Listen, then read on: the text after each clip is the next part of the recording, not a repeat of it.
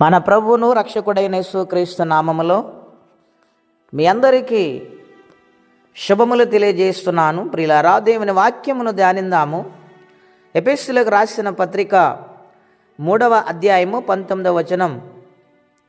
జ్ఞానమునకు మించిన క్రీస్తు ప్రేమను తెలుసుకొనుటయు తగిన శక్తిగల వారు కావాలని ప్రార్థించుచున్నాను. మనలో కార్యసాధకమైన తన శక్తి చొప్పున మనము అడుగు వాటి కంటేను ఊహించు వాటి కంటేను అత్యధికంగా చేయు శక్తిగల దేవునికి క్రీస్తు యేసు మూలముగా సంఘములో తరతరములు సదాకాల మహిమ కలుగునుగాక. ప్రియమైన దేవుని బిడ్డలారా, అపోస్తలుడైన పౌలు గారి ద్వారా ఎఫెసు సంఘానికి ఉత్తరాన్ని వ్రాస్తూ ఈ ఉదయకాల సమయంలో మనతో కూడా పరిశుద్ధాత్మ దేవుడు మాట్లాడుచున్నారు. ఇక్కడ వ్రాయబడిన మాట జ్ఞానమునకు మించిన క్రీస్తు యేసు ప్రేమనంటూ ఉన్నాడు. ప్రియులారా, ఆలోచనకు అందనంత ప్రేమ ఆయనలో ఉన్నది. ఆ ప్రేమ ప్రతి మానవుని రక్షించుటకు దేవుడే మానవుడై భూలోకానికి వచ్చాడు. 33.5 సంవత్సరాలు జీవించి తన ప్రాణమును ప్రతి మానవుని యొక్క పాప విమోచన చేయటానికి అర్పించారాయన. అంత ప్రేమామయుడైన గనుక సమస్తమునకు మించిన ప్రేమ ఆయనది.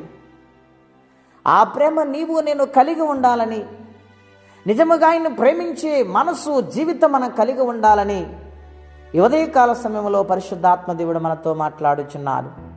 ప్రియులారా, ఈ లోకములన్నిటినీ ప్రేమిస్తారు కానండి, ఈ లోకములో కంటికి ఇంపైనవి, ఆకర్షించబడినవి అనేకమైన తలంపులు కలిగి ప్రేమిస్తారు కానీ నిజముగా సృష్టించిన దేవుని యొక్క సన్నిధిని ప్రేమించగలుగుతున్నారా? ఒక్కసారి ఆలోచన చేస్తే ఆ ప్రేమ ఏమిటో, ఆ మాధుర్యం ఏమిటో, ఆయన ప్రేమలో ఉన్న ఆ శక్తి ఏమిటో మనము తెలుసుకొనగలుగుతాము.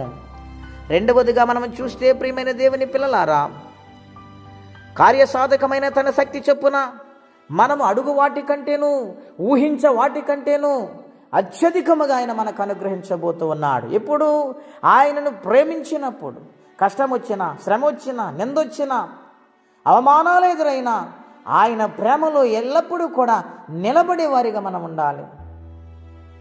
ఆయన కోసము త్యాగమైన జీవితము కలిగి ఉండాలి. అర్పణ కలిగిన జీవితం మనం కలిగి ఉండాలి.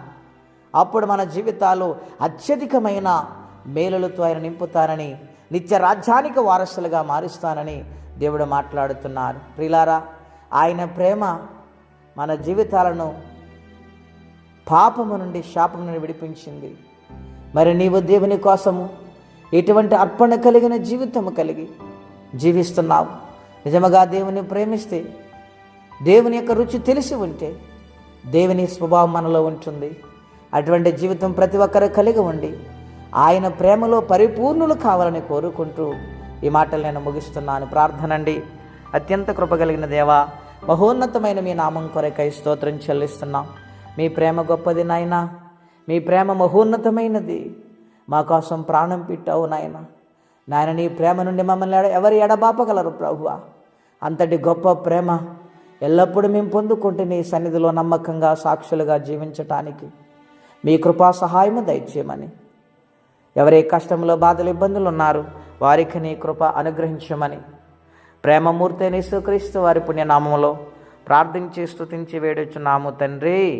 ఆమేన్. దేవుడు దీవించునుగాక.